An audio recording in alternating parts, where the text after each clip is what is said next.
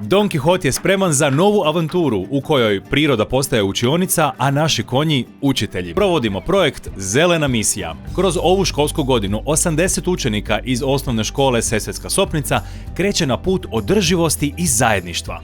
Naša misija je jednostavna: naučiti kako živjeti zdravo i u skladu s prirodom. Kroz 16 radionica učimo o ekologiji, ali i o sebi kroz pokret, vježbe opuštanja i zdravu prehranu. Ono što nas čini posebnima je inkluzija. Naše su grupe mješovite jer vjerujemo da svako dijete, bez obzira na teškoću, zaslužuje priliku da uči, raste i bude prihvaćeno. Središte svake radionice je iskustveno učenje. Ovdje se ne sjedi u klupama, ovdje se uči kroz dodir, kroz osjet, izravan kontakt s našim terapijskim konjima.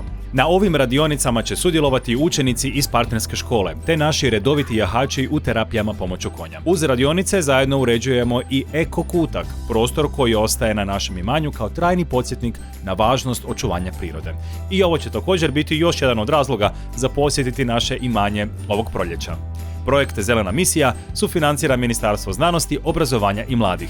Pridružite nam se u stvaranju održive budućnosti.